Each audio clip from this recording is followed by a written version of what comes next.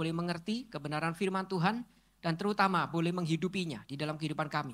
Karena itu berbicaralah bagi setiap kami itu siap mendengar, siap dibentuk oleh Tuhan. Dalam nama Yesus Kristus kami itu berdoa. Amin. Sebentar saya ambil pointer.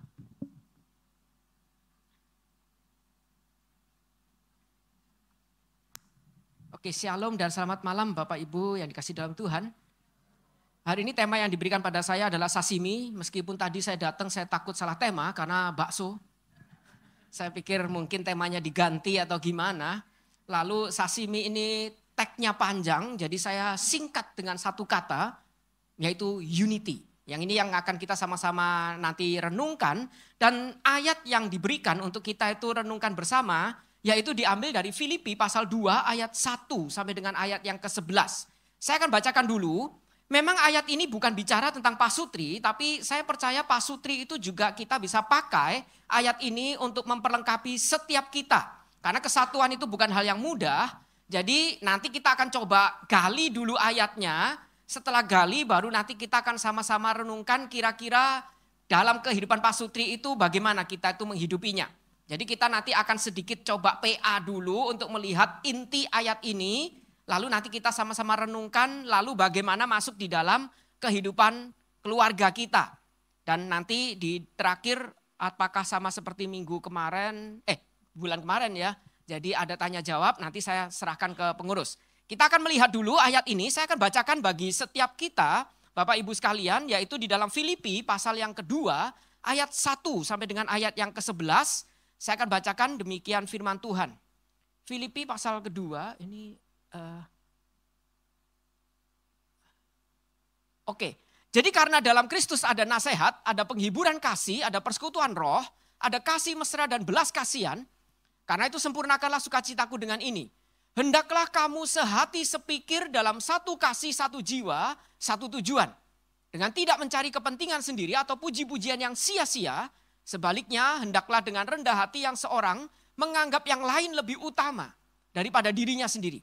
Dan janganlah tiap-tiap orang hanya memperhatikan kepentingannya sendiri, tetapi kepentingan orang lain juga.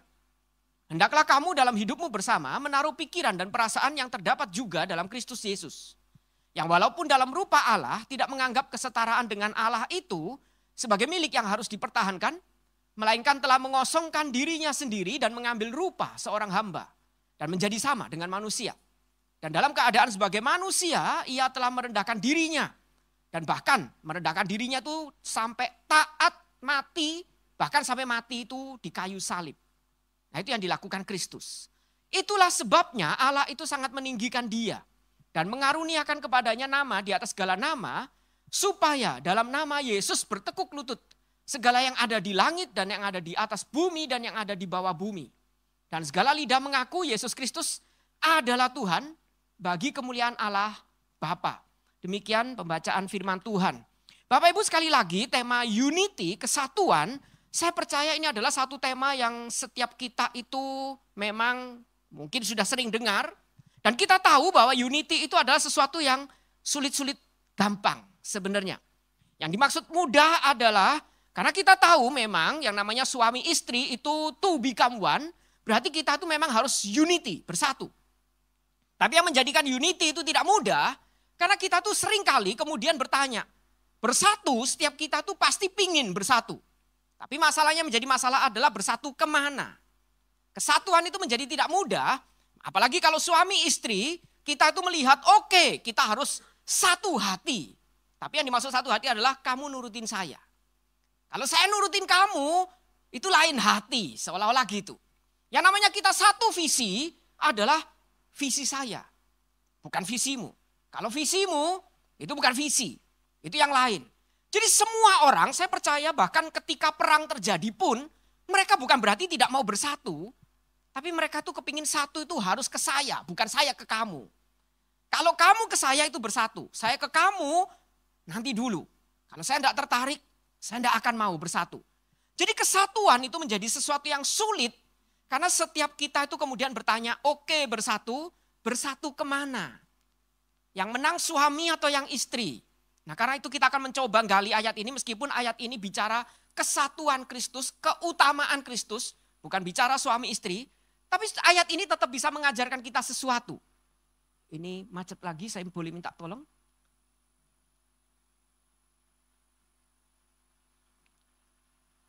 Oke, sudah. Oke, lancar. Oke, jadi saya bisa bagi ayat ini menjadi dua bagian. Yang pertama, biar kita lebih mudah mengingat. 1-4 ini bicara unity. Nanti unity ini memang sesuatu yang sulit. Karena itu kita itu kemudian di ayat 5-11, Paulus itu memberikan ilustrasi bagaimana kita itu harus meneladani Kristus di dalam unity. Dan di mana dua ini saya kasih istilah lagi yang lebih mudah. Bagian pertama itu Paulus menyadarkan kita di dalam orang Kristen unity yang sulit dilakukan itu sebenarnya kita tuh sudah punya modalnya. Paulus mengingatkan setiap kita, siapapun kita, mau kita itu latar belakang keluarga mungkin kurang baik dan lain sebagainya. Bukan suami yang sempurna, bukan istri ideal. Setiap kita tetap punya modal. Ini kata Paulus, asal kita di dalam Kristus. Nah modal ini yang kemudian bagaimana kita menggunakannya. Paulus itu mengingatkan ada model juga. Jadi ini dua hal yang kita bisa pelajari dari surat Filipi pasal kedua. Ada modal yang Paulus berikan dan ada model untuk kita bisa teladani. Nah, kita akan melihat di dalam bagian ini pertama adalah modal. Jadi modal ini adalah di dalam Kristus. Ini modal dasar setiap kita membangun keluarga. Nah modal itu dikatakan jadi karena dalam Kristus. Berarti jelas. Modal ini kita dapat ketika kita di dalam Kristus. Dan modal ini dijabarkan oleh Paulus ada beberapa hal. Yaitu kita sudah punya yang namanya nasihat. Nasihat ini sebenarnya lebih tepat encouragement. Kita itu saling menguatkan, encourage satu dengan yang lain. Lalu ada penghiburan kasih, comfort from love. Jadi penghiburan kita itu bisa menghibur dengan dari kasih kita, penghiburan kasih. Lalu ada persekutuan roh, yaitu participation in the spirit, persekutuan dengan roh itu. Jadi kita berpartisipasi di dalam roh itu. Dan yang keempat itu adalah modalnya ada kasih mesra dan belas kasihan. Ini modal yang Paulus tuh ingatkan. Setiap kita tuh punya.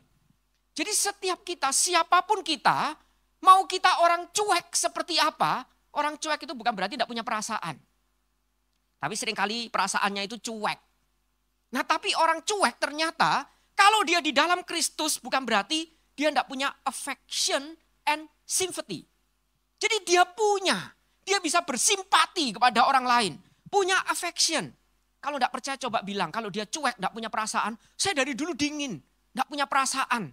Nyeleweng aja nanti sakit atau tidak. Cemburu atau tidak.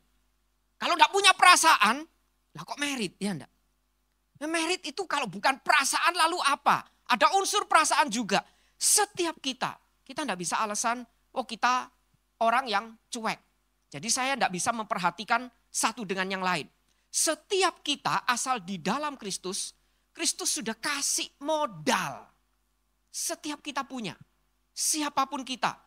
Sejelek apapun saya di dalam Kristus, modal ini saya punya. Nah itu yang harusnya mengingatkan saya. Saya punya semua ini. Karena itu Paulus tuh mengingatkan.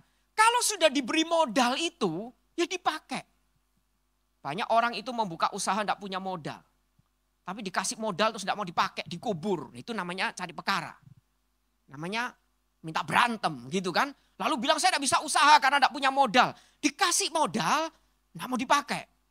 Kalau kita punya modal, harusnya kita itu gunakan.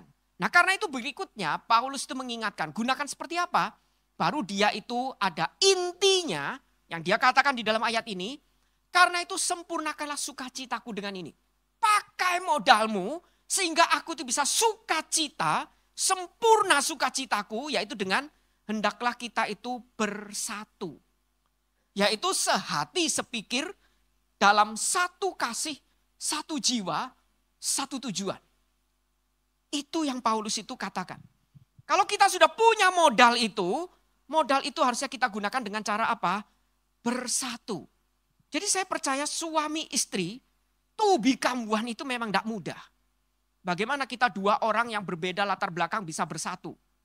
Tapi jangan tertipu oleh perkataan dunia yang mengatakan kita itu kalau bisa jadi suami istri harus yang sama semua. Bulan lalu saya sudah pernah kasih ilustrasi, justru kadang-kadang yang sama itu yang bikin kita tuh berantem. Saya sama istri saya sama-sama suka paha, ya berantem. Kalau makan di rumah makan itu mau pesen ayam setengah, selalu potongnya dipaksa, potong vertikal. Saya pesankan kamu tulis setengah, saya minta potongnya horizontal, tidak boleh. Saya bilang kamu tidak fair, kamu tulisnya setengah ayam, tapi kamu tidak tulis bagaimana cara motongnya. Saya pernah sengaja debat sama di rumah makan ayam. Saya debat sampai istri saya, ngapain sih lu debat gitu. Saya cuma penasaran, dia tidak fair, tulis setengah ayam. Lalu dia bilangnya kalau kamu sama-sama suka paha, pesan seperempat. Seperempat harganya lebih mahal. Padahal disuguhinnya sama juga kan. Ya sama, lu seperempat kan tinggal potong.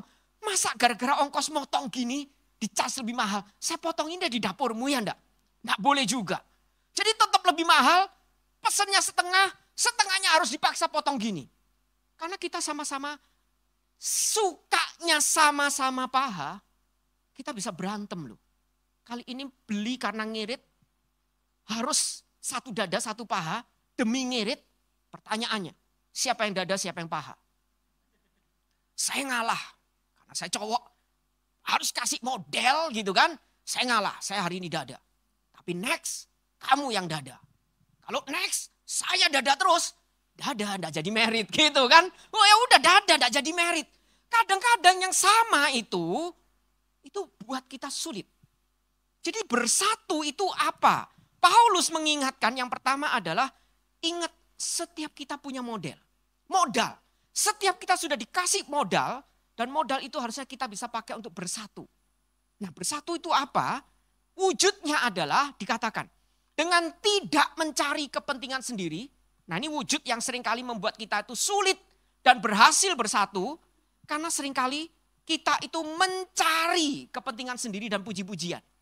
Yang sia-sia.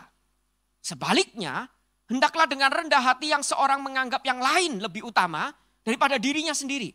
Jadi kita harus mulai dengan modal itu, kalau ingin bersatu, saya sebagai suami ingin satu hati, satu pikiran, satu kasih, satu jiwa, satu tujuan dengan istri saya harus mulai tidak mencari kepentingan saya sendiri atau puji-pujian yang sia-sia, tapi saya mulai melihat dengan rendah hati bahwa istri saya juga sama utamanya dengan saya.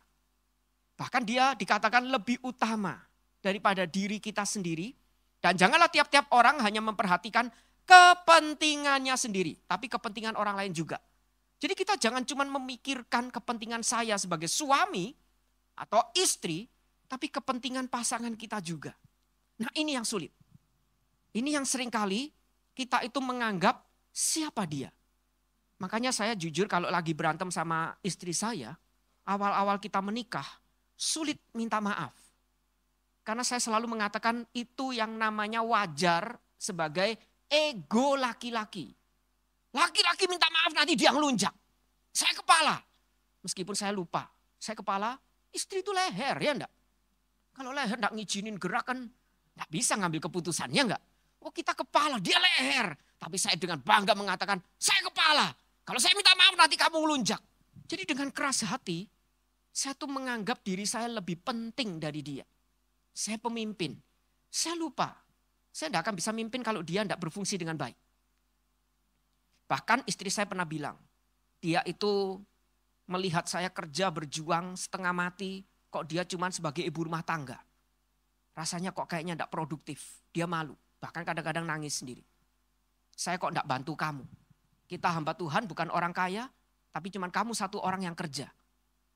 Kok saya cuma ibu rumah tangga. Saya bilang sama dia satu hal. Kamu tidak ngurus rumah dengan baik, saya tidak mungkin bisa kerja pelayanan dengan baik. Jadi saya itu kerja keras, bisa seperti ini, karena kamu support. Saya tidak mungkin tenang pergi diundang jemaat, kalau di rumah mikir rumah saya hancur enggak ya? Anak saya hidup enggak ya? Enggak bisa.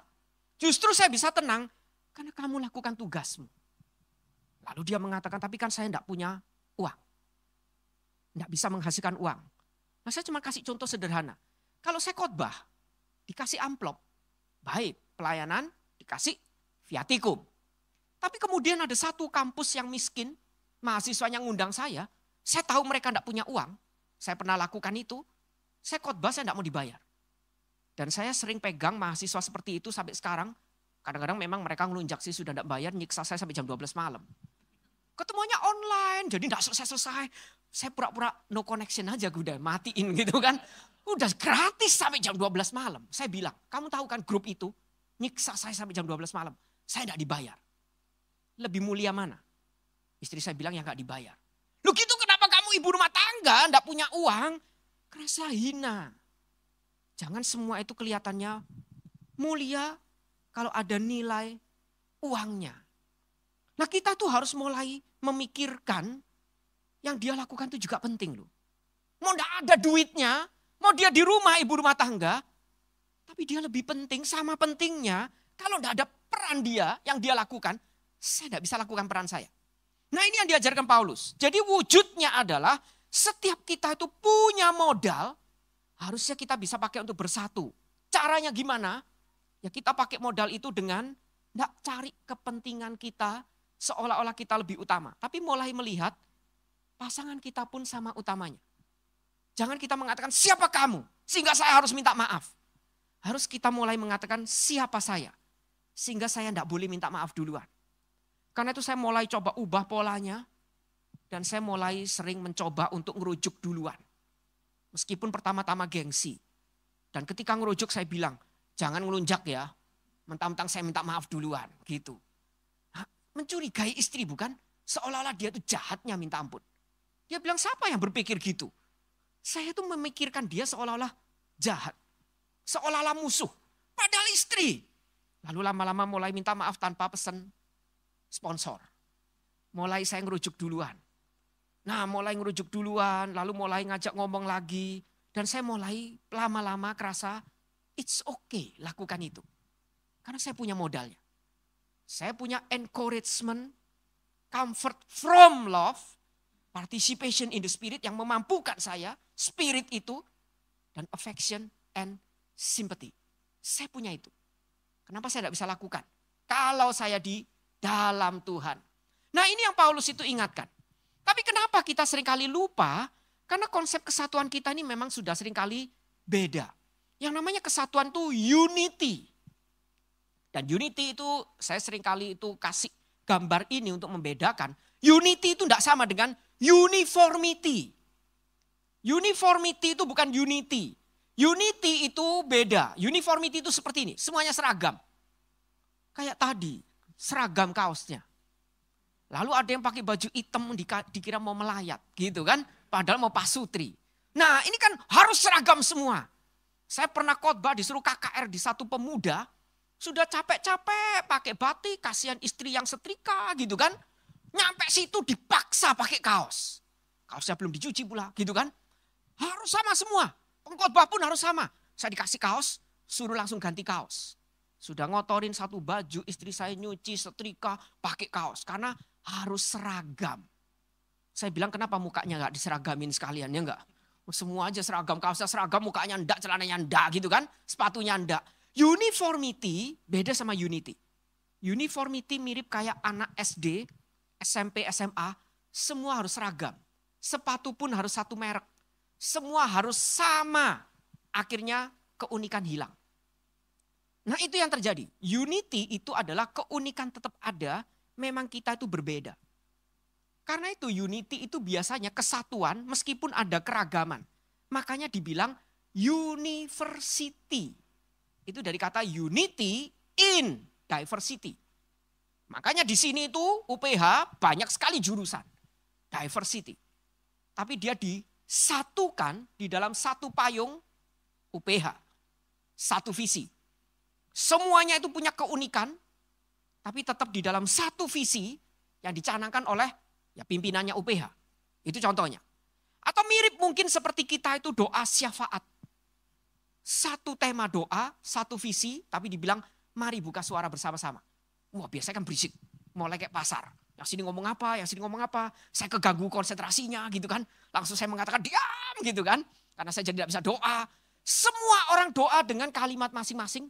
Keunikan masing-masing, tapi satu visi. menyatukan doa, satu hati dengan keragaman kita, beban kita yang unik. Nah, jadi kita tidak perlu paksa pasangan kita jadi seragam. Kalau seragam kan apa uniknya lagi? Dia jadi bukan dia lagi. Saya kalau ditanya, ini bukan gombal, tapi pernah ada satu penginjil, pembina pemuda saya, itu orangnya filosofis. Jadi dia nanya sama saya, kenapa kamu married sama istrimu? Karena dia filosofis, jawabannya harus filosofis. Saya bilang karena dia adalah dia. Namanya I, jadi saya bilang karena dia adalah I. Oh sok filosofis lu, tapi itu bukan gombal. Kalau saya paksa dia jadi orang lain, dia bukan dia lagi. Nah masih maukah saya? Kita harus ingat kita mau sama pasangan kita karena keunikan dia. Justru anehnya dia yang bikin kita kepincut, betul enggak? Anehnya dia yang bikin kita kejebak. Saya pernah sharing juga ada suami istri itu mau cerai, suaminya datang ke saya bilang, saya mau cerai, gak kuat sama istri saya. Kenapa? Karena dia bodohnya minta ampun. Itu keunikan dia, ya enggak? Kalau dia enggak bodoh, dia enggak mau sama kamu. Saya jawab gitu. Justru bodoh itu adalah kelebihannya dia. Keunikannya dia. Kalau dia enggak goblok, dia enggak mau sama kamu. Tapi kenapa sekarang kamu mau ceraiin dia? Dia bilang, saya enggak tahan sama dia. Bodohnya itu enggak karuan. Saya sudah enggak tahan lagi. Saya bilang sebelum kamu cerai saya kasih beberapa pertanyaan. Yang pertama, apakah dulu dia pinter lalu sekarang bodoh, makanya kamu tidak tahan. Makanya kamu mau cerai. Kalau seperti itu saya mau tanya dulu sebelum kamu cerai. Kamu apain dia ya enggak? Dulu pinter main sama kamu jadi goblok gitu kan. Kamu apain dia? Terus dia bilang ya bukan gitulah. Kalau bukan gitu berarti kedua. Dia dari dulu bodoh sampai kekekalan sampai Yesus datang tetap bodoh. Tapi kenapa dulu kamu mau? Kenapa sekarang kamu keberatan? Nah dia mulai sadar saya jebak dia. Dia mulai sadar iya ya. Kok dulu dia bodoh saya mau. Sekarang bodoh saya enggak mau. Justru bodoh itu keunikan dia ya enggak. Yang kamu cari dengan keunikan orang lain. Yang ini pintar pasti enggak mau sama saya gitu kan. Yang ini bodoh pasti mau. Nah itu keunikan dia. Jangan paksa dia jadi pintar. Nanti enggak unik lagi begitu pintar kebuka. Dia yang datang ke saya minta cerai betul enggak? Wah langsung dia bilang bener juga ya. Wah gitu. Nah, kan aneh. Kadang-kadang kita tuh memaksakan pasangan kita jadi orang lain. Begitu dia jadi orang lain kita kaget. Kita mungkin jadi tidak suka lagi sama dia. Jadi uniformity itu adalah ketika orang itu mulai kehilangan keunikan. Semua harus sama seperti yang saya inginkan. Ada satu anak pemuda datang ke saya, kok aduh saya dulu minta didoain pacaran sama dia. Begitu jadi ternyata aduh kecewa. Saya mau putus. Belum berapa bulan, belum 6 bulan. Baru sebulan jadi sudah ribut mau putus.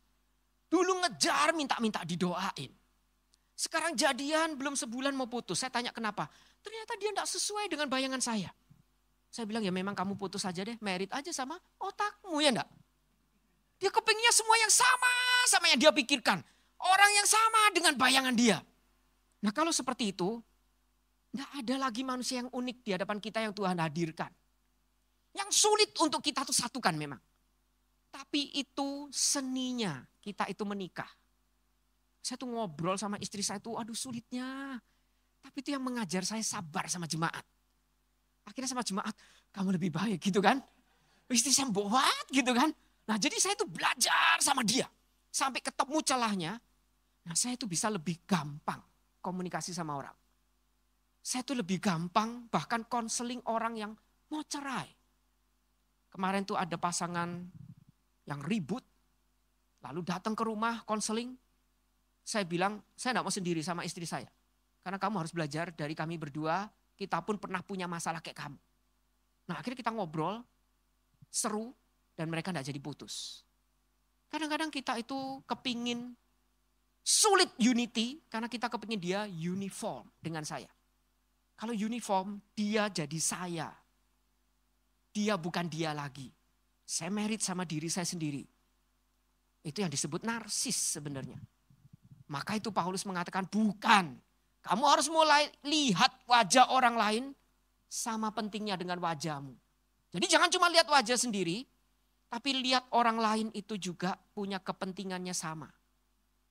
Nah ini yang Paulus itu ingatkan. Tapi Paulus tahu, tidak mudah. untuk kita orang berdosa tidak uniformity tapi unity tidak mudah. Karena itu dia berikan bagian yang kedua. Bagian kedua itu kita sudah punya modal di dalam Kristus. Sekarang bagaimana kita lakukan modal ini? Kita harus punya model. Dan model itu bukan contoh pasangan lain, tapi contohnya adalah Kristus. Di dalam ketaatannya itu. Karena itu model ini Paulus itu jabarkan. Ini modelnya. Hendaklah kamu ketika melakukan modal itu kamu hidupi, hidup unity dengan pasangan kita, hendaklah kita itu dalam hidup kita bersama menaruh pikiran dan perasaan yang terdapat juga dalam Kristus Yesus. Nah sebenarnya itu katanya pikirkanlah ini, yaitu ayat 1-4 tadi. Pikirkan itu terus di antara kalian dan ingat semua di antara ayat 1 dan 4 itu ada di dalam Kristus. Jadi ingat semua yang tadi kita bahas ayat 1-4, pikirkan itu. Semua itu ada di dalam Kristus. Dan Kristus itu bukan cuma memberikan modal, tapi ada di dalam dia. Dan dia itu contohkan ketika hidup sebagai manusia di dunia. Nah itu yang Paulus ingatkan. Jadi kita harus pikirkan semua yang kita itu dinasihatkan tadi, itu ada juga di dalam Kristus. Dan Kristus sudah lakukan itu. Tiru dia. Yaitu apa? Yang walaupun berada dalam rupa Allah, tapi tidak menganggap kesetaraan dengan Allah itu sebagai milik yang harus dipertahankan. Jadi kita itu jangan menganggap diri kita itu seolah-olah yang benar, lalu kita itu mempertahankan kebenaran sampai sulit sekali memaafkan yang mungkin saat itu sedang salah. Kita itu tidak bisa mentang-mentang kita itu benar, lalu kita menganggap tidak setara lagi sama dia. Dan kita dengan kebenaran kita bersikap bengis kepada pasangan. Karena itu Paulus bilang, ingat Kristus. Dia itu Allah. Tapi rela datang. Dan dia tidak menganggap rupa Allah itu sebagai sesuatu, kesetaraan dengan Allah itu sebagai sesuatu yang harus dia itu pertahankan. Dia rela datang sebagai manusia. Karena itu dia mengosongkan dirinya. Dengan cara apa dia mengosongkan dirinya? Mengambil rupa seorang budak. Bukan cuma seorang yang datang sebagai raja, manusia raja. Tapi manusia ini mengambil rupa seorang budak. Bahkan menjadi sama dengan kita yang berdosa. Dan juga dijumpai dalam bentuk itu seperti kita manusia. Dia konsisten jadi manusia. Nah kita lihat dulu bagaimana kemudian Paulus melanjutkan. Nanti kita coba lihat. Dan tidak cukup dengan ini. Allah jadi manusia. Tapi dia lakukan lagi. Di dalam sebagai manusia pun dia lakukan satu hal lagi. Merendahkan dirinya. Bahkan merendahkan dirinya itu dengan cara apa? Taat perintah Bapa sampai mati. Meskipun dia ketakutan. Tapi dia taat kalau itu adalah perintah Bapa. Menyambut kematian pun dia lakukan. Dia taat. Bahkan sampai mati di kayu salib. Yaitu mati dengan cara yang menakutkan. Dia taat. Itu Kristus. Dia bukan cuma dari Allah, turun jadi manusia pun dia taat. Menyelesaikan tugas dari Bapanya. Bahkan ketika tugas itu mengatakan dia harus mati. Dengan cara mati yang menakutkan, dia taat. Nah itu Kristus. Sedangkan kita, Paulus meminta kita itu ingat. Kita punya modal. Dan modal itu sudah diteladankan oleh Yesus Kristus. Tapi bedanya, kita ini kan bukan Allah. Jadi pergumulan kita tidak diminta seberat Allah itu harus turun jadi manusia. Dan jadi manusia itu dia harus taat, rendah, sampai mati. Kita cuma diminta meniru sebagai manusia, apa yang harus kita lakukan? Rendah hati. Taat yang menjadi perintah Tuhan apa lakukan. Dan lakukan itu meskipun itu kadang-kadang kita anggap merugikan kita. Itu yang harusnya kita itu lakukan. Kita tidak diminta dari Allah menjadi manusia. Karena kita sudah manusia. Jadi jangan anggap yang namanya merendahkan diri itu seolah-olah berat. Seperti Allah yang berubah jadi manusia. Tapi merendahkan hati itu seperti Kristus yang manusia itu taat. Kalau itu adalah kehendak Tuhan. Nah kalau kita sudah manusia suruh berubah, mau berubah apa lagi? Masa kita mau berubah jadi makhluk lain? Masa saya harus berubah misal jadi kecoa untuk mengasihi istri? Tidak bisa. Saya sudah manusia. Jadi yang saya harus lakukan, saya harus belajar bagaimana Kristus mau merendahkan dirinya taat kalau itu adalah kehendak Bapaknya. Jadi ketika saya ribut sama istri, saya tanya, Tuhan mau apa? Kalau ini adalah memang sarana Tuhan untuk kami menghidupi kasih Tuhan, Tuhan mau apa? Karena itu Bapak Ibu kita harus sadar tujuan pernikahan Kristen itu apa. Pernikahan Kristen itu bukan happily ever after. Itu Disney, DreamWorks, dongeng-dongeng. Itu happily ever after. Pernikahan orang Kristen itu kadang-kadang bukan akhirnya menikah. Lalu bahagia seumur hidup. Bukan. Pernikahan orang Kristen itu awalnya saya disiksa. Gitu kan. Nah itu pernikahan orang Kristen. Awalnya. Ini awal kita masuk di dalam satu tahap. Tahap apa? Kemarin pasangan yang datang ke rumah saya itu tanya. Lalu apa sih tujuan pernikahan Kristen? Saya jawab cuma satu hal. Pernikahan Kristen itu adalah ketika saya tanya. Apakah melalui dia saya makin menggenapkan kehendak Tuhan dalam hidup saya? Sebaliknya, apakah melalui saya membuat dia semakin menggenapi kehendak Tuhan dalam hidupnya? Itu tujuan pernikahan Kristen. Saya rasa saya harus jadi orang yang lebih baik karena kehadiran istri saya. Kalau enggak, buat apa kami menikah? Dan sebaliknya, apakah saya membuat istri saya menjadi orang yang lebih baik di hadapan Tuhan? Yaitu menggenapkan tujuannya di hadapan Tuhan. Untuk dia makin taat di hadapan Tuhan. Apakah itu kita lakukan? Jika iya, bagi saya, kenapa kita tidak rela untuk ngalah sedikit? Kalau ribut, saya mulai tanya, ribut ini membawa kemana? Ribut ini bisa menghasilkan apa? Kadang-kadang kita tuh terpancing mengatakan, udahlah kalau ribut gini terus berarti kita tidak cocok, cerai aja. Saya akhirnya ngomong sama istri saya, kita ngambil kesepakatan, tidak boleh ada kata cerai. Anggap kita sudah terjebak. Tidak ada lagi kata cerai.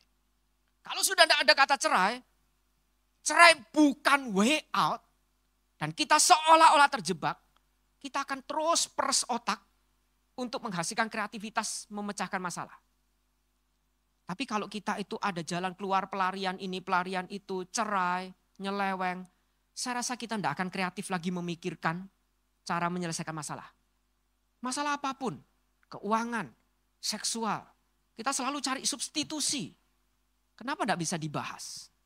Kenapa tidak bisa merendahkan diri, lalu taat? Tuhan mau satu orang seumur hidup, lakukan itu sebisa mungkin. Karena itu saya bilang sama istri saya, lu mbok kasihan sama saya. Saya tuh sudah terjebak sama kamu, ya enggak? Ya mbok sedikit perhatian kayak kalau dia cuek misal. Karena masa saya cari substitusi orang lain, ya enggak? Kan enggak boleh. Nah kita harus terus untuk mulai merendahkan diri.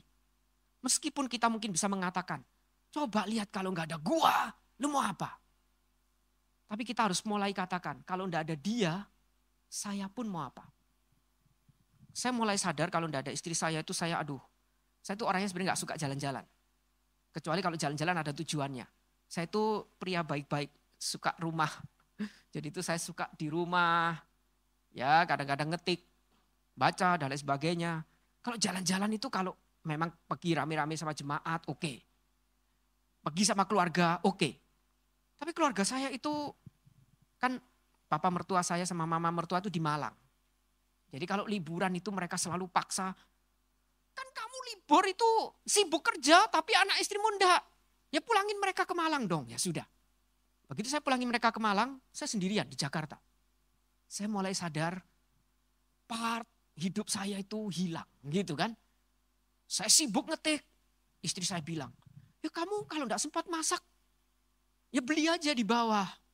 Maka saya itu dikasih tinggal di apartemen, jadi turun itu sudah mall. Suruh pakai apartemen itu, jadi saya tinggal di sana, turun ke bawah itu sudah tinggal mall. Ya kamu cari di bawah ngapain kalau sudah ngerti capek, sampai sakit-sakit, sana pergi. Nah begitu saya pergi saya baru sadar. Selama ini yang beli makanan itu dia terus, saya sampai tidak ngerti harga makanan. Begitu mau beli, wih mahal banget. Cari yang di bawah 50.000, hampir tidak ada di mall yang di harga 50.000 di bawah. Cari, ini 70.000 mati loh. Oh ini 80.000 lebih mahal lagi. Ini 100.000 makan sendiri saja gitu kan. Cari di mall ada nggak yang di bawah 50.000. Saya sampai capek keliling saya ngomong sama istri saya. Tahu gitu masa aja ya enggak. Masa udah jadi Indomie. Ini keliling atas bawah capek. Terus enggak rela beli. Saya baru sadar, saya kalau makan sendiri kayak makan sendiri kayak orang kesepian, enggak enak. Saya baru sadar, tanpa dia pun saya mau apa? Jadi bisakah kita tuh merendahkan diri kita, bukan cuman kamu gak ada saya gak bisa apa-apa. Saya pun gak ada kamu ternyata gak bisa apa-apa. Saya gak ada kamu juga kurang. Nah karena itu dia pulang, saya bilang you complete me. Wah, ada yang bantu saya bukan? Saya bisa lebih fokus mengerjakan tugas saya. Nah ini yang Paulus itu katakan. Tiru Kristus, Kristus itu lakukan itu. Kenapa kita gak bisa? Kristus itu lakukan itu untuk kita yang melawan dia. Kita disuruh lakukan itu untuk sesama kita yang kita pilih bahkan. Yang kita itu bahkan bicara, saya mau setia sampai maut memisahkan. Nah masa lebih sulit daripada Kristus itu mengasihi kita? Pasti lebih sulit Kristus mengasihi kita. Yang tidak pernah punya komitmen setia kepada dia. Kita sama pasangan yang memang kita pilih pasti lebih mudah. Nah Paulus mengatakan modal sudah punya, model lakukan. Gimana? Lihat Kristus. Dia rendah hati, taat. Kamu juga harus rendah hati, taat. Kalau itu maunya Tuhan, taat. Bagaimana caranya taat? Rendahkan diri kita. Bukan rendahkan diri untuk diinjak, rendahkan diri untuk apa? Nah agar, berikutnya. Agar dunia ini bisa kembali pada Kristus. Nah tapi kalau di dalam pernikahan, agar suami istri itu bisa melihat ada Kristus ternyata di dalam rumah tangganya. Orang lain bisa melihat ini loh keluarga Kristen. Karena itu dia tutup dengan itulah sebabnya Allah sangat meninggikan Kristus dan mengaruniakan kepadanya nama di atas segala nama. Supaya dalam nama Yesus itu bertekuk lutut segala yang ada di langit dan yang ada di atas bumi dan yang ada di bawah bumi. Dan segala lidah mengaku Yesus Kristus adalah Tuhan bagi kemuliaan Allah Bapa. Kadang-kadang keluarga kita sulit mengaku Yesus Kristus adalah Tuhan. Mungkin karena kita tidak pernah menghidupi unity itu. Kalau modal itu kita hidupi, Kristus sebagai teladan, modal dan model itu kita hidupi, saya percaya segala lidah di rumah kita akan mengaku Yesus Kristus Tuhan atas keluarga ini. Dan orang lain akan melihat, ini loh keluarga Kristen. Karena itu Bapak Ibu saya mau tutup dengan ilustrasi ini. Kita itu kalau lihat film, kita ini kan Pak Sutri itu biasanya kayak keluarga. Cuman bukan Korea tapi ini drama Karawaci misal. Maka kehidupan Pak Sutri itu kan kadang-kadang kayak drama. Nah kalau drama itu biasanya kan ada yang namanya pertunjukan itu sutradara, pemain, lalu penonton. Kalau kita biasanya suruh untuk cocokkan Tuhan di mana, hamba Tuhan di mana, jemaat di mana, biasanya kita itu sutradara langsung kita tempelkan ke Tuhan, betul enggak? Tuhan itu sutradara, pasti. Tapi apa betul? Lah pemainnya siapa? Ya hamba Tuhan kan yang maju ke depan nih. Ini kan saya suruh stand up komedi gitu kan. Maju, melakukan peran saya. Kamu dibayar, kamu lakukan peranmu. Nah pemain itu hamba Tuhan. Makanya hamba Tuhan tuh biasanya dikasih banyak note. Kamu nanti gini ya, kamu gini ya. Kayak pemain yang harus mengikuti pesan sutradara. Karena penontonnya siapa? Ya jemaat. Makanya jemaat kalau nonton, tontonan hamba Tuhan ini bagus, dia bertahan ke channel itu. Kalau enggak dia ganti channel. Atau ganti gereja gitu kan. Nah tapi apakah betul seperti ini? Kalau kehidupan pernikahan, kita itu penonton, pemain atau sutradara. Harusnya bukankah kita itu berpikir yang benar itu seperti ini. Sutradara itu hamba Tuhan. Bukan Tuhan, hamba Tuhan. Kita itu diundang untuk menjabarkan apa yang menjadi isi hati Tuhan.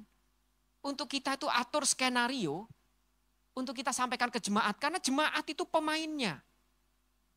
Kita tuh pulang itu lakukan peran kita sesuai apa yang tadi sutradara sudah katakan. Entah di persekutuan atau di mimbar. Karena Tuhan kita tuh penontonnya. Di keluarga kita suguhkan tontonan apa bagi Tuhan? Saya tuh juga ngomong ini sama istri saya. Kalau kita kayak gini, Tuhan suka enggak? Tuhan saat ini nonton.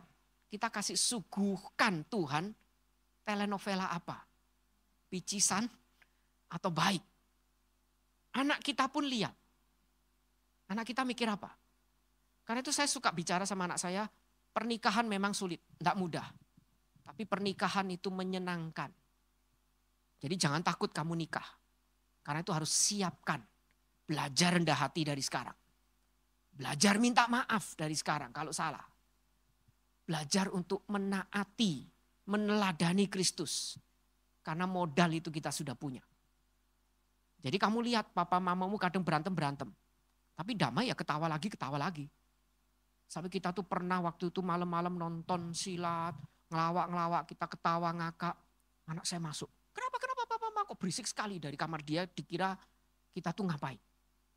Dia masuk berisik sekali. Oh enggak, papamu ini loh, ngaco-ngaco gini-gitu. Jadi kita itu ngelawak. Sampai ketawa, ribut-ribut. Tapi damai-damai. Kadang-kadang ribut karena kita tahu kita manusia berdosa yang sulit menyatukan. Tapi bukan berarti sulit itu tidak mungkin. Kita punya modal, kita punya model. Suguhkan tontonan yang indah bagi Tuhan. Di dalam keluarga kita sehingga semua lidah baik orang luar maupun di keluarga kita mengaku ada Tuhan. Di dalam keluarga setiap Bapak Ibu. Saya tutup doa sebelum nanti kalau mau ada tanya jawab. Kita sama-sama berdoa. Bapa di dalam surga, kami sekali lagi mengucap syukur jika Tuhan boleh mengingatkan kami. Seringkali memang sebagai manusia berdosa sulit kami untuk unity, bersatu. Satu itu seringkali kami maknai yaitu seragam, sama dengan. Dan itu yang membuat kami sulit. Bagaimana mungkin orang yang unik, berbeda bisa kami paksa untuk seragam. Karena itu bagian ini mengingatkan kami kesatuan itu bukan keseragaman. Kesatuan itu adalah bagaimana Tuhan ingin kami itu dengan berbagai macam keunikan kami bersatu hati. Bagaimana kami itu bersatu hati, Tuhan sudah memberikan modal bagi setiap kami. Dan bagaimana kami menghidupi modal itu, bahkan Tuhan pun memberikan model, memberikan teladan untuk kami itu teladani. Yaitu Tuhan yang terus mau merendahkan dirinya bukan hanya dari alam jadi manusia, tapi merendahkan dirinya untuk taat sampai mati dengan cara disalib. Nah, apakah pergumulan kami untuk menyatukan satu pandangan, satu hati ini sesulit itu? Karena itu biarlah kiranya setiap kami itu boleh mencoba. Sekali lagi kami boleh terus mencoba untuk menyatukan hati kami dengan cara merendahkan diri kami, melihat pasangan kami juga sama pentingnya. Sehingga kami rindu melalui keluarga kami Tuhan dimuliakan. Segala lidah itu mengaku ada Tuhan di dalam keluarga kami. Ada Tuhan yang dimuliakan. Karena Tuhan itu melihat setiap kami. Dan kami ingin menyuguhkan tontonan yang indah bagi Tuhan. Inilah doa dan permohonan kami yang kami ini panjatkan hanya di dalam nama Yesus Kristus. Amin. Silakan Bapak Ibu kalau ini tetap mau ada pertanyaan seperti bulan lalu. Oke, ya.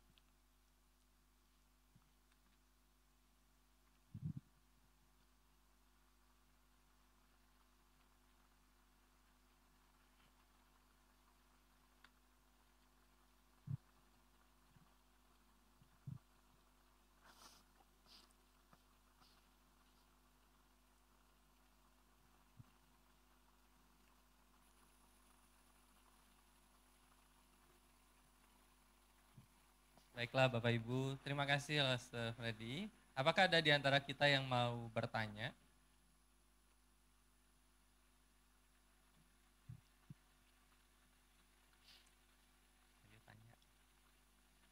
Silakan ada yang mau bertanya. Oke, Pak Richard.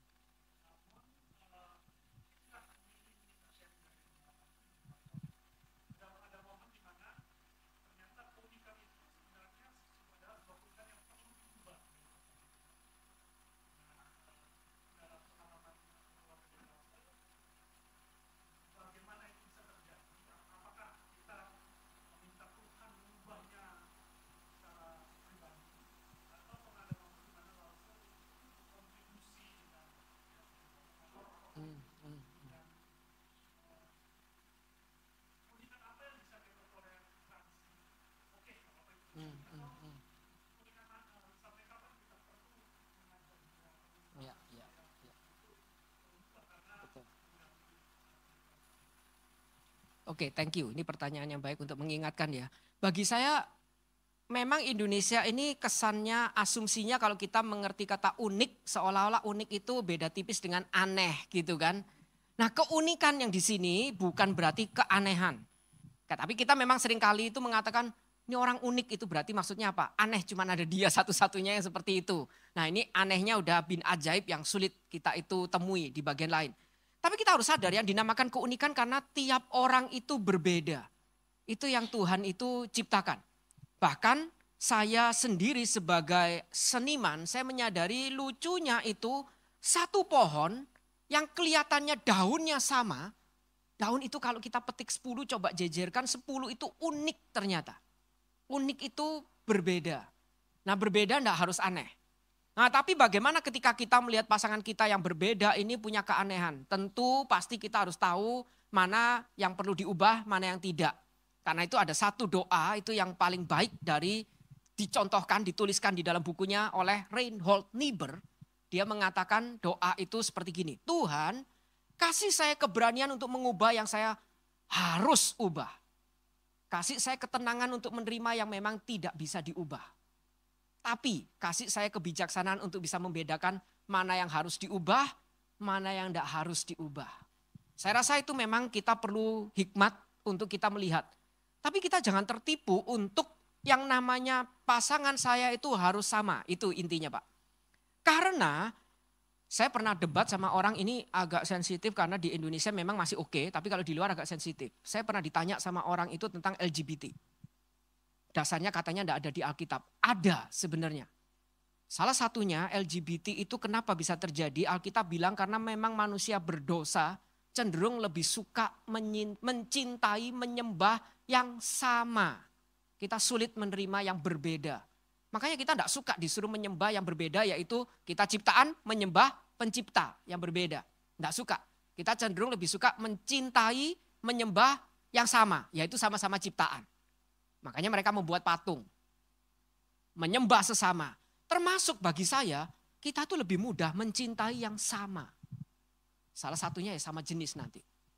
Kita tuh kepingin cari yang sama biar lebih mudah. Saya pernah konseling sama satu orang yang LGBT. Dia mengatakan saya bisa menolak karena tidak pernah ngerasain. Lalu dia bilang kita ini kan berbeda kalau cowok sama cewek. Gimana kita tahu bagaimana cara menyenangkan kita kalau berbeda. Kalau kita ngomong belum tentu dia mau nurutin.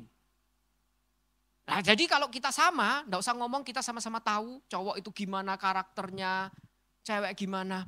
Nah tapi yang namanya penolong sepadan kan enggak gitu Pak. Kalau kita lihat di dalam Alkitab yang namanya penolong sepadan satu pihak, kata penolong sepadan itu kan penolong, berarti ada yang menolong, ada yang ditolong. Seolah-olah ada yang lebih tinggi, ada yang lebih rendah. Tapi sepadan. Berarti maksudnya Alkitab diterjemahkan penolong sepadan dalam bahasa Indonesia itu apa? Dia itu berbeda tapi saling melengkapi. Yang saya tidak punya dia punya, yang dia tidak punya saya punya. Jadi mirip seperti potongan puzzle, gambarnya sama, tapi puzzle-nya saya yang cekung, dia yang cembung. Dan begitu ditempel, kita membentuk gambar yang utuh. Itu berbeda, itu unik. Yang tidak boleh adalah saya paksakan puzzle dia menggambarkan yang saya punya. Tidak bisa. Keunikan itu hilang. Karena gambar dia kalau jadi sama kayak saya, begitu ketemu, kita tidak membentuk satu keutuhan lagi sebenarnya. Tapi kalau gambar dia memang yang dari awal Tuhan berikan itu, gambar saya ini dipasang baru menjadi satu puzzle yang indah. Puzzle satu piece-nya sama, tidak membentuk satu keutuhan lukisan. Nah jadi lebih ke sana. Kita tidak memaksakan dia menjadi harus sama dengan saya, tapi kita itu melihat keberbedaan itu yang menyatukan kita. Contohnya, saya akuin, saya itu orangnya cenderung rada boros, istri saya rada pelit gitu. Justru itu yang menyatukan kita, makanya keuangan di tempat kami rapi. Karena dia menteri keuangannya gitu. Saking rapinya, saya minta apa-apa sulit keluar gitu kan. Tapi saya terbantu kalau tidak ada dia, saya jebol. Saya mungkin tidak bisa nabung. Berarti kita berbeda, tapi saling lengkapi. Yang saya tidak punya adalah manajemen untuk mengatur keuangan dengan baik. Kamu punya. Tapi yang kamu tidak punya adalah menikmati hidup. Dia orangnya kan terlalu to do list gitu. Saya bilang kalau kamu to do list, terus nggak bisa menikmati hidup. Buat apa? Jadi saya terlalu postmodern, dia terlalu modern. Kita saling lengkapi. Gitu. Itu yang unik yang kita bisa melengkapi. Lebih ke situ maksudnya Pak. Tapi ini baik mengingatkan unik itu bukan aneh. Kalau lihat dia aneh, ditengking gitu ya. Maksudnya ya kita doakan. Tapi kita jangan buru-buru lihat keanehan itu langsung seolah-olah harus dihilangkan, disamakan. Belum tentu. Nah kita harus lihat apakah ini mengganggu, apakah ini betul. Kalau memang itu kebiasaan yang buruk, kita harus ubah. Gitu. Oke, silakan kalau ada pertanyaan. Semoga menjawab, Pak. Baiklah, apakah ada lagi rekan-rekan? Silakan. Ada?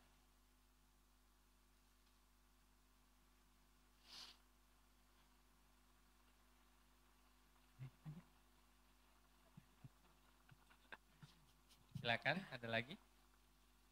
Tadi mau nanya. Sebenarnya kalau dilempar pertanyaan itu yang lebih tersiksa tuh saya, Iya, deg-degan makanya. saya. Tapi ternyata Bapak Ibu lebih deg-degan dari saya.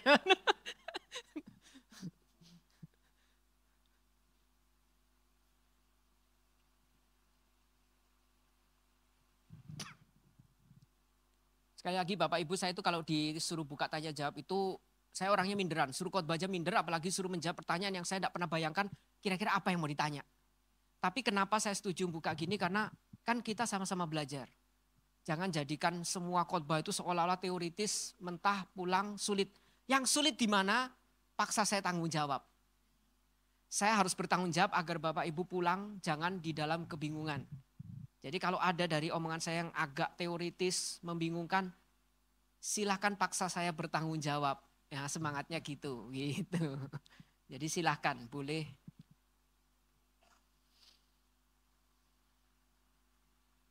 Oke, Oh ya silakan. Mau pakai? Saya disuruh tanggung jawab apa ini? Iya, terima kasih untuk pemaparannya. Sendiri datang bukan berarti jomblo ya, suami saya lagi bekerja. Nah, pertanyaan saya adalah, jadi pada akhirnya tema kita ini kan tentang sashimi. Satu visi, satu hati dan satu misi. Pada akhirnya kita nanti akan bersatu di mana? Begitu maksudnya satu hati yang bagaimana, satu misi yang bagaimana dan satu visi yang seperti apa yang dikehendaki oleh Tuhan terhadap setiap keluarga. Apakah harus sama semuanya atau bagaimana? Terima kasih Lause. Sebenarnya satunya di mana? Seperti tadi di awal dikatakan di dalam Kristus. Nah, tapi sekarang betul, saya harus tanggung jawab di dalam Kristus itu apa? Kita melihat lagi di dalam bagian awal manusia jatuh dalam dosa, manusia itu tidak lagi mudah berhadapan satu dengan yang lain. Mereka penuh selubung. Karena itu kita itu berhadapan dengan pasangan kita pun pakai banyak topeng. Kita sulit sekali untuk menampilkan diri kita apa adanya. Kita cenderung pakai tutup versi kita masing-masing. Yaitu membuat dari tanaman cawat versi kita masing-masing. Tapi Tuhan lalu mengatakan apa? Seolah-olah cabut itu dan dia memberikan tutup versi Tuhan. Berarti saya tahu memang berhadapan satu dengan yang lain satu tidak mudah. Tapi Tuhan tetap kasih satu cover selimut versi Tuhan yaitu kulit binatang itu. Yaitu melambangkan pengorbanan Kristus di mana ada binatang yang sekarang mati untuk nutupin kita. Nah itu satunya. Nah tapi satu ini kemudian diwujudkan seperti apa? Bagi saya tiap keluarga punya keunikan. Kalau keluarga saya karena kita adalah hamba Tuhan, saya rasa pasti kita punya pesan beda. Kita bersatu di dalam Kristus, tapi di dalam keunikan keluarga kita dengan latar belakang kita, apa yang kita tuh harus lakukan. Salah satu contoh paling gampang, saya sadar saya menikah dengan satu keluarga itu yang dimana papa mama mertua saya itu cuma punya 2 anak wanita. Dan 2 anak ini, adiknya istri saya itu sudah nikah memang 1 tahun lebih dulu. Dapat orang Indonesia tapi kemudian pindah ke Amerika. Berarti di Indonesia itu papa mama mertua cuman sisa punya anaknya yaitu yang jadi istri saya. Which is dia di Malang, saya di Jakarta. Karena itu kita harus satukan hati, salah satunya saya harus mulai merendahkan diri saya. Saya mengatakan suatu saat kita harus rawat mereka. Tidak boleh mereka masuk panti jompo. Nah itu saya rasa satu pesan yang Tuhan titipkan, di mana menyatukan gitu enggak gampang loh. Ya saya kan kalau kumpul sama mertua, nanti mereka ngomelin saya atau enggak. Mereka pasti membela anaknya tapi belum tentu membela menantunya kan gitu. Tapi saya bilang sama dia, ya kamu nanti yang bantu saya kalau ada apa-apa ya saya diem, kamu yang cerewetin papa mamamu gitu. Nah jadi ada banyak hal yang kita bikin kesepakatan. Tapi kita satukan visi kita yaitu apa? Kita keluarga Kristen loh. Kita keluarga hamba Tuhan loh. Nggak boleh sampai papa mamamu kesepian. Dia nggak boleh masuk panti jompo. Kita harus rawat. Maka itu sekarang itu kita sudah mulai bicarakan suatu saat kita bakal rawat kalian di mana. Mereka paksanya sih saya balik Malang. Tapi kalau saya balik Malang kerja apa? Mereka bilang enggak usah kerja, mereka hidupin. Ya saya enggak mau. Saya bilang saya enggak mau jadi menantu benalu. Jadi saat ini berarti belum saatnya, kalian masih seger ya sudah. Saya cari uang sebanyak-banyaknya dulu gitu kan. Tapi saya enggak tahu. Apakah nanti suatu saat mereka yang ditarik ke Jakarta kita enggak tahu. Tapi itu kita sudah bicarakan sebagai satu hati karena bagi saya di situ saatnya kita itu mau menampilkan Tuhan dalam keluarga kita. Biar mertua itu tahu itu loh, merit sama hamba Tuhan. Ya kita itu bukan memikirkan cuma keluarga kita rela singkirkan kenyamanan demi rawat mereka. Nah lalu mertua saya bilang, gimana dengan papa mamamu? Kenapa kamu milih ngerawat mertua daripada orang tua? Saya gampang jawabnya. Karena papa saya yang ke-1 sudah punya keluarga lagi. Yang kedua, anaknya 7. Masa 7 enggak ada satupun yang rawat. Kehilangan 1 masih ada 6. Papamu kehilangan 1 sudah di Amerika, 1 enggak diizinkan ngerawat, enggak punya anak dia. Makanya dia selalu mikir mau bikin panti jompo dan lain sebagainya. Saya bilang enggak, saya rawat. Tapi ya dia harus rela hidup sesuai standar hamba Tuhan gitu kan. Nah itu kan salah satu contoh. Kita sulit untuk bisa menyatukan hati, kita harus berani ngobrol. Kita coba singkirkan kira-kira keluar option apa, nanti tidak cocok di mana. Kita bikin kesepakatan, kita atur dari sekarang peranmu apa, peran saya apa. Satukan hati itu untuk bagaimana Kristus dimuliakan di keluarga kita. Nah tiap orang beda. Tapi intinya, prinsipnya sama. Gitu. Yang menyatukan kita apa? Kristus. Bukan pandanganmu, kepentinganmu, pandanganku, kepentinganku.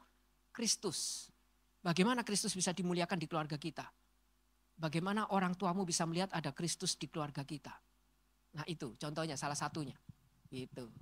Semoga menjawab Bu. Nanti kira-kira tiap-tiap keluarga gimana ya kita tetap harus cari, bergumul.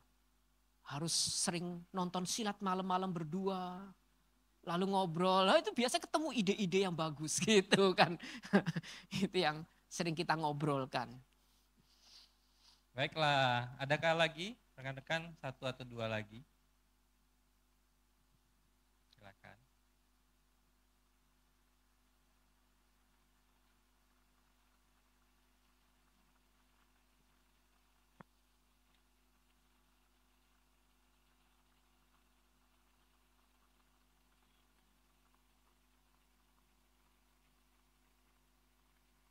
Oke, kita akan tutup. Terima kasih Loster Freddy, kita kasih tepuk tangan dan Tuhan memberkati.